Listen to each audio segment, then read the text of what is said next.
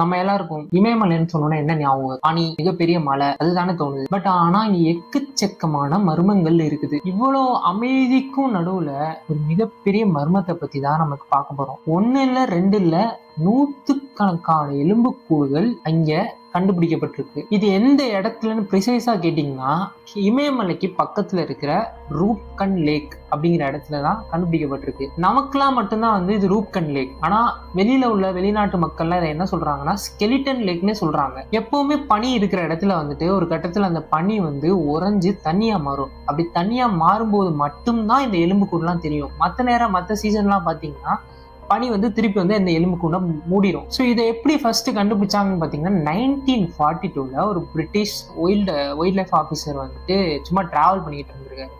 அப்போ இமயமலையில ட்ரெக்கிங்லாம் போவாங்க. அப்போ போய்கிட்டு இருக்கும்போது திடீர்னு இவருக்கு ஒரு ஷாக்கிங். என்ன ஷாக்கிங் பார்த்தீங்கன்னா, ஒரு 2-3 எலும்புக்கூடு ஒரு போற இடத்துல கடந்திருக்கு.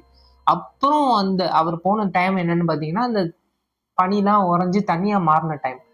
என்னடா இங்க எலும்புக்கூடா இருக்குன்னு சுத்தி கொஞ்சம் உள்ளே போய் பார்த்தா, ஒண்ணு இல்ல, ரெண்டு இல்ல, நூறுக்கணக்கான எலும்புக்கூடுகள் கிடக்குங்க. சிலது வந்து ஏரிக்குள்ள கடந்துச்சு, சிலது வந்து கரையிலே கடந்துச்சு. இதுல இன்னும் பயமா இருக்கிற விஷயம் என்னன்னு கேட்டீங்கன்னா, சில பாடி பார்ட்ஸ், அந்த உடல்ல இருக்கிற பாகங்கள்லாம் இன்னும் அப்படியே இருந்துச்சா. ஏன்னா அது பனியில இருந்தனால அது வந்து அழுகி போகாம இருந்திருக்கு. அது இன்னும் ஸ்கேரியா இருந்திருக்கு அவருக்கு அதை பாக்குறதுக்கு. முடி, தோல், அப்புறம் அவங்க போட்டிருந்த ட்ரெஸ்ஸு, சில பார்ட்ஸ் மட்டும் எலும்பு கூட இருந்து அதெல்லாம் பார்க்கும்போது எப்படி இருக்கும் நீங்க நினைச்சு பாருங்க. அந்த ஆபீசர் வந்து அதை பார்த்தோன்னு அப்படியே மிரண்டு போயிட்டாரு. ஸோ வந்து இப்போ பிரிட்டிஷ் ஆபீசர் வந்துட்டு வந்து இன்ஃபார்ம் பண்றாரு, இது என்னன்னு தெரியல, இங்க நிறைய பேர் இறந்து கிடக்குறாங்க. ஸோ அப்புறம் யோசிச்சு பாக்குறாங்க, யாரா இருக்கும், யார் இவ்வளவு பேர் யாரு இறந்து போறதுக்கு இங்க என்ன ரீசன் யோசிச்சு பார்க்கும்போது அப்புறம் அவங்க ஒரு அசம்ஷனுக்கு வராங்க. என்ன நினைக்கிறாங்க, அப்போ வந்து வேர்ல்டு வார் 2 போயிட்டு இருந்துச்சு. ஸோ இது வந்து ஜப்பான்காரங்க வந்து இந்தியா எல்லையை கடக்க முயலும் போது ஏதாச்சும் ஒரு பனி வந்து மேலே விழுந்து, பனிப்பாறைகள் மேலே விழுந்து இவங்கெல்லாம் இங்கே இறந்து போயிட்டாங்களோ அப்படின்னு சும்மா ஒரு ப்ரிடிக்ஷன் வைக்கிறாங்க. பட் ஆனால் இங்கே தான் ட்விஸ்டே. என்ன ட்விஸ்ட்னு பார்த்தீங்கன்னா, இதெல்லாம் வந்து இப்போ ரீசெண்டாக வந்து எலும்பு கூட கிடையாதான். அவங்க வந்து கொஞ்சம் அதை ரிசர்ச் பண்ணி பார்க்கும்போது தான் தெரியுது, இந்த எலும்பு கூடலாம் 1000 வயசு உள்ளது அப்படிங்கிற மாதிரி அவங்களுக்கு ஒரு நியூஸ் வருது. ஒன்றும் ஒரு 50 வயசு 100 வயசு கிடையாது. இந்த எலும்புக்கூடலாம் எப்போ உள்ளதுன்னு பார்க்கும்போது 1000 வயசு உள்ளது அப்படிங்கிற மாதிரி அவங்களுக்கு ஒரு இன்ஃபர்மேஷன் கிடைக்குது. சரி, இப்போ 1000 வயசுனா என்ன பண்றது, நம்ம போய் இன்னும் டீப்பா ரிசர்ச் பண்ணி பார்க்கணும்ல. அதனால அவங்க என்ன பண்ணிட்டாங்க, அங்கே போயிட்டு அங்கே ஏரியை சுற்றி இருக்கிற மக்கள், இல்லை அதுக்கு முன்னாடி இங்கே வாழ்ந்த மக்கள்லாம் இருப்பாங்கல்ல, அவங்கள்ட்ட எல்லாம் போய் கேட்குறாங்க, இங்கே என்ன கதை, ஏன் இவ்வளோ பேர் இங்கே இறந்து போனாங்க, இதுக்கு எதுவும் பின்னாடி ஒரு மிஸ்ட்ரி இருக்கா அப்படிலாம் கேட்கும்போது அவங்க ஒரு கதை சொல்கிறாங்க. அங்கே போய் பார்த்தீங்கன்னா அந்த மக்கள் வந்து ஒவ்வொருத்தவங்களும் ஒவ்வொரு கதை சொல்கிறாங்க. அதாவது அங்கே ஒரு மன்னர் இருந்தாராம். அவர் வந்து அவங்க மக்களோட அந்த மலையில தாண்டும் போது இறந்து போயிருக்க வாய்ப்பு இருக்குங்கிறாங்க. சிலர் வந்து டான்சர்ஸ் அந்த சைடு போனாங்கன்னு சொல்றாங்க. சிலர் அங்கே பனி புரியறவங்க தான் இங்க போய் இறந்ததா சொல்றாங்க.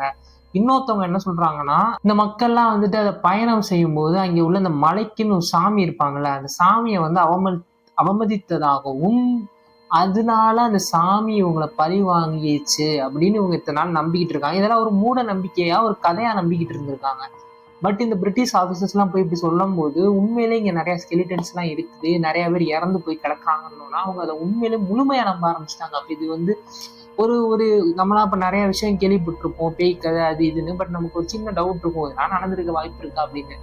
பட் அதே மாதிரிதான் இவங்களும் இந்த கதைகளை வந்து அரைகுறையா நம்பிக்கிட்டு இருந்திருக்காங்க. இந்த 1000 வயது பழமையான கதையை. சரி, பிரிட்டிஷ் ஆஃபீஸர்ஸ் வந்து உண்மையிலே இந்த மாதிரி இவ்வளோ எலும்பு கூடி இருக்குன்னு சொன்னோன்னா அவங்க வந்து இதெல்லாம் உண்மைதான் போல, தெய்வம் தான் அவங்களை தண்டிச்சிருச்சு அப்படின்னு இன்னும் முழுமையா நம்ப ஆரம்பிச்சிட்டாங்க. சரி, இதுக்கப்புறம் ரிசர்ச்சர்ஸ்லாம் வந்துட்டு இந்த கதையெல்லாம் நம்ப முடியாதுங்க, நம்ம எதுக்கும் இதை வந்து இன்னும் டீப்பா போய் பார்ப்போம்னு சொல்லிட்டு அந்த எலும்புக்கூடலாம் எடுத்துட்டு போய் சும்மா ரிசர்ச் பண்ணி பார்க்குறாங்க. ரிசர்ச் பண்ணி பார்க்கும்போது அவங்களுக்கு போர்ல அடிபட்ட காயமோ, இல்லை யாருமே அடிச்ச காயம், யாரும் அவங்கள தாக்கிய காயமோ அந்த மாதிரிலாம் எதுவுமே இல்லை. பட் எல்லா எலும்புக்கூடுக்கும் ஒரு சிமிலாரிட்டியை வந்து நோட் பண்றாங்க. அது என்ன சிமிலாரிட்டின்னு பாத்தீங்கன்னா, அவங்களோட தலைக்கு இந்த பகுதியில மட்டும் எல்லாருக்குமே உடஞ்ச மாதிரி இருக்குது எலும்புக்கூடு. யாராச்சும் மேல இருந்து எதையாச்சும் விட்டு தூக்கி எரிஞ்சிருந்தாதான் அந்த மாதிரி நடந்திருக்கும் அப்படின்னு விஞ்ஞானிகள் சொல்றாங்க.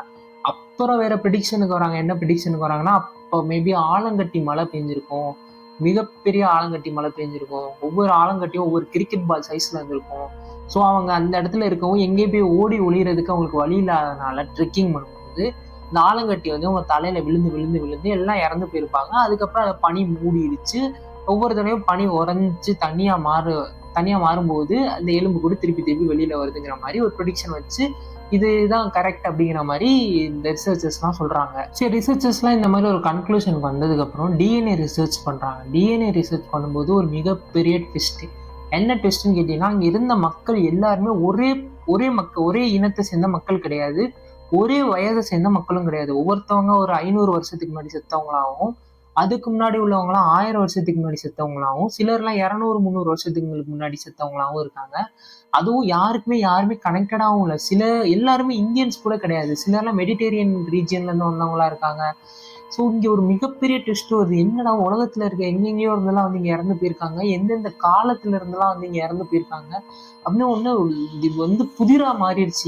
ஏன் இந்த இடத்துல வந்து பர்டிகுலரா இந்த ரூப்கன் லேக்ல இந்த மெடிடேரியன் இந்த ஹிமாலயா கீழே வந்து கரெக்டா இந்த இடத்துல வந்து இறந்து போயிருக்காங்க. அதுவும் இந்த இடத்துல பர்டிகுலரா இவ்வளவு பேர், அதுவும் இந்த உலகத்துல இருந்து வெவ்வேறு இடங்கள்ல இருந்து வெவ்வேறு டைம்ல வந்து இறந்து போயிருக்காங்கன்னு ஷாக்கிங்கா இருக்கு உங்களுக்கு. இப்ப என்னென்ன கொஸ்டின்லாம் எழுதுனா, அவங்க எதுக்கு ஃபர்ஸ்ட் அங்க போனாங்க, ஏன் அந்த இடத்துல இறந்து கிடக்குறாங்கன்னு நிறைய கொஸ்டின்ஸ் வந்து எழும்ப ஆரம்பிச்சிருச்சு. இப்ப இங்க என்ன நடந்திருக்குன்னு உங்களால அசியூம் பண்ணதும் வந்து நிலைக்கல. ஸோ அங்க பக்கத்துல எதுவும் ஊரும் கிடையாது, அங்க மக்கள் எதுவும் வாழல, அதை பத்தி எதுவும் ஹிஸ்டரியும் அவங்க எழுதி வைக்கல. பட் ஆனா போய் எல்லாம் செத்து கிடக்குறாங்க. எலும்பு கூடு ஒவ்வொரு தடவையும் பனி வந்து தனியா மாறணும்னு தெரியுது. அப்புறம் பனி மூடணும்னா காணாம போயிருது.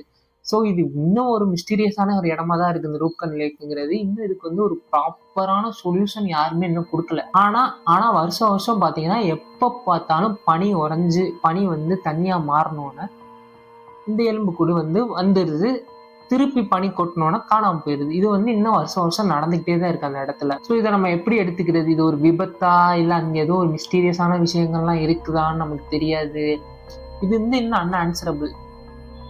ஸோ நமக்கு இன்னும் தெரியாது. ஸோ இந்த உலகத்துல நம்ம வந்து எவ்வளவுதான் சயின்ஸ்லாம் டெவலப் ஆனாலும் சில விஷயங்கள்லாம் நம்மளால இன்னும் புரிஞ்சுக்க முடியாது. அதுக்கு என்ன ப்ராப்பரான சோர்ஸ் நமக்கு இன்னும் கிடைக்கணும்னு தான் நான் நினைக்கிறேன். ஒரு ப்ராப்பரான சோர்ஸ் இருந்தால் நம்ம அதை ஃபிகர் அவுட் பண்ணிடலாம் என்ன நடக்குதுன்னு. பட் அங்கே எதுவுமே நமக்கு சோர்ஸ் இல்லாதனால என்ன நடந்திருக்குன்னு நம்மளால அசியூமே பண்ண முடியாதனால நமக்கு அது புரியாத ஒரு மிஸ்ட்ரியா தான் இருக்குது. ஒருவேளை யாராவது ஒரு மூட நம்பிக்கை கதையை கூட அதுல சிங்க் பண்ணி பார்த்தாங்க, பட் அதுவுமே ஒர்க் அவுட் ஆகல. அப்புறம் ரிசர்ச்சஸ்ல வந்து ட்விஸ்ட்னாலதான் இது ஒரு பெரிய பிரச்சனை ஆச்சு. ஏன்னா ஒரே மக்கள்லாம் மேபி ஏதோ ஒரு ரீசன் தாண்டி போயிருப்பாங்க, பனி குட்டியிருக்கும் இறந்துருக்காங்கன்னு சொல்லலாம். பட் உலகத்துல உள்ள நிறைய இடத்துல வந்து அங்க இறந்து போயிருக்காங்க. அதுவும் வேற டைம் ஜோன் டைம் பீரியட்ல வந்து இறந்து போயிருக்காங்க. ஸோ இதனாலதான் வந்து இது இன்னும் மிஸ்டீரியஸா இருக்கு. மற்றபடி இது வந்து ஒரே இனத்தை சேர்ந்தவங்களா இருந்து இல்லை ஒரே பீரியட்ல போயிருந்தா கூட ஏதோ ஒரு ஹிஸ்டரியை லிங்க் பண்ணி பார்த்துடலாம். பட் வெவ்வேறு டைம்ல போய் ஒரே இடத்துல இறந்து போனதுனால அங்க என்ன நடந்துச்சுன்னு நமக்கு இன்னும் தெரியாது. இது இன்னும் ஒரு மிஸ்டீரியஸ் பிளேஸாக தான் இருக்கு. இது இன்னும் சால்வும் பண்ணல. அவங்க நிறைய அசம்ஷன்ஸும் தியரிஸ் தான் வச்சுக்கிட்டே இருக்காங்க மக்கள். பட் வருஷம் ஒவ்வொரு தடவையும் பனி வந்து தனியா மாறினோன்னே இந்த எலும்பு கூட வந்து வெளியில வந்துட்டு தான் இருக்கு.